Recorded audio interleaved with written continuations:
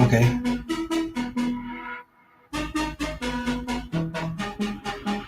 It looks like there's a problem on. Yeah. Yes. All right. Close the door. Thank you. Thank you. Apologies. We are. I think I'm live. I'm going to try this demo again.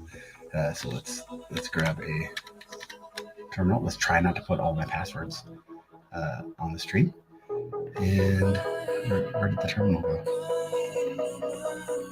Hello. Terminal. All we're gonna do. So I did this yesterday, the day before, but I didn't have good audio. I've had some audio issues, and I'm trying to get better. So I'm gonna do the same thing. I'm gonna do the exact same demo after I made a couple tweaks when I did it last time. But I'm just gonna do the same demo, and all we're gonna do is we're gonna just look at what a simple difference between ingesting data into Redis and ingesting data into Postgres in this example, just Spring Data JPA. Any RDBMS I think is going to be fairly similar, and yeah, that's all we're going to look at. And it's a demo that I've shown in the past. It's the demo that I kind of use to make my point of why I grab Redis sometimes. So I think you see my screen. We're going to go to do the fun stuff. We're going to do this git clone the repo. Okay, and this is just, I call it a recipe, right? When I have a bunch of data to ingest, this is a recipe. Like, try using Redis because it's fast. And you can do other things, like get the data, hold on to the data, and you can do other things with it after it's in Redis. But the main thing here is get the data, make sure you've got it, and then you can process it, and you can do it quickly. So yeah, if you find yourself in that situation where you've ever been like, hey, we can't read the data from the devices or from the customers or from the financial institution. You can't read it fast enough. You can't store it fast enough. This is for you. So I updated the README.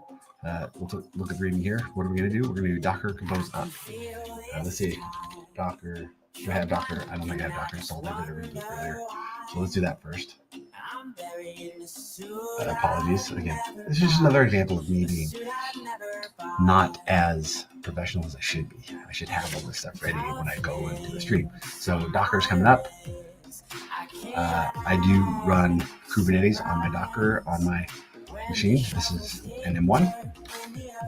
So it looks like it's up. Docker, yes. I have something running. I have a Circle CI agent running. Right. So now what do we say? Docker compose up -d will run in the background. It started a Redis and a Postgres container. Let's just make this. Let's make this a little bigger for everyone.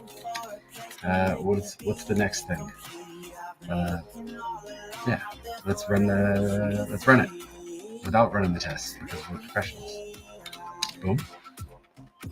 So that's going to come up. It's going to start this little Spring Boot app.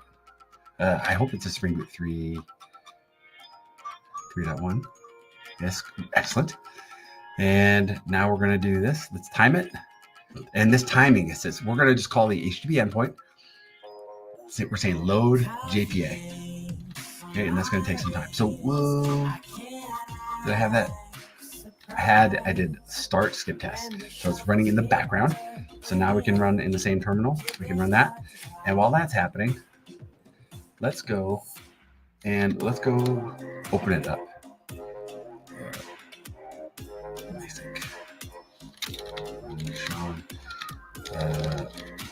Redis recipe Spring Boot data. Okay, let's go take a look at what am I actually doing here, and I can't see my own screen. So let's do it this way. We're here. The objects I'm using Lombok for a reason. So I have a base object. Like these are all the things that are shared. Like this is the object. The data looks like this. It's just CSV data that we're loading, and we're loading it one row at a time. So it's got county, license number, operation type, establishment, etc. And it's one row of data.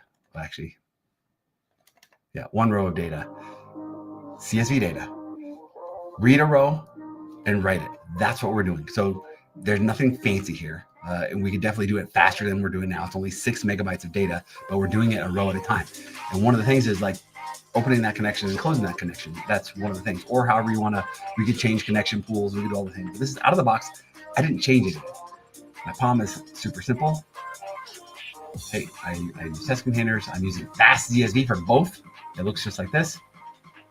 I have my JPA. I have my actuator starter, JPA, Spring Data Redis reactive. Do I need both those? I'm not sure. So I still have some room for cleanup, but it's super simple. So this is my object. The only difference between those objects is on the JPA, it's an entity that extends that base object. And this is the ID. It's the license number. Same over here. My Redis object is a Redis hash.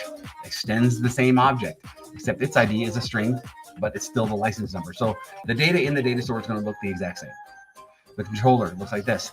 I have a controller. Hey, here's our on init. Grab this retail food store CSV that we already looked at. I create 2 endpoints, or at least 2 endpoints. Load it. It does the exact same thing. CSV loader is doing the same thing. In this case, it's using the Redis repository. This one's using the JPA repository. It's doing the same thing. There's no magic. We're not doing things different in either one. Over here in the repository, they look the exact same. Store repository, CRUD repository, same. Store JPA objects. In the Redis, store Redis. That's the difference. The CSV loader is the same thing. The only difference is, hey, here's how we're mapping the objects for the Redis object, for the JPA object. It's all the same thing. Very like simple. Like, hey, this is a college class, a 100 level program class. This is how you're going to load data out of a CSV into the database. There's definitely many ways to optimize it, but I'm just showing why Redis might be a good choice when you're doing data ingestion. That's the recipe. So that's what it looks like. Oh, I also provided runtime hints, so we can do this as a native image. Maybe we'll look at that later. Let's go back to our process. I did the ingestion. I called it. It took 1 minute and 38 seconds to load it into JPA. Now let's do the same thing with Redis. Let's see how long it takes. There are no other differences. We looked at everything. We looked at the application. Good. We looked at the CSV loader. We looked at the object. We looked at the controller. Runtime hints. And did I do anything fancy? No, I just had to set up the 2 different data stores that are both running in Docker. That's it. So that's the whole code base. And now we're just looking for the output to finish the demo with hopefully good audio quality.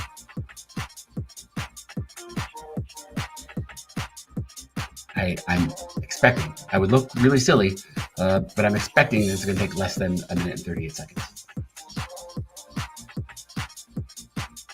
49 seconds. So about half, almost half as long, or about close to less, right? 40, 50 seconds less, right? So yeah, we're doing good things. We're doing good things. That's it. That's the demo. That's one reason why you might choose Spring Data Redis instead of Spring Data JPA when you're ingesting data. Performance, purely performance. That's it. Thanks. Oh, wait, I'm not going to cancel. Let's go back and show that. It's my birthday. So if you like this, yeah, give me a follow over on the YouTubes. Here it is for you to go and take it for a spin. This is a pretty fast computer, and it goes pretty fast. It likes these things. I've got another computer. Well, it'll be 9 minutes for one and 3 minutes for the other. But take it for a spin. Let me know how it works. Thanks. Now I'll get out of here.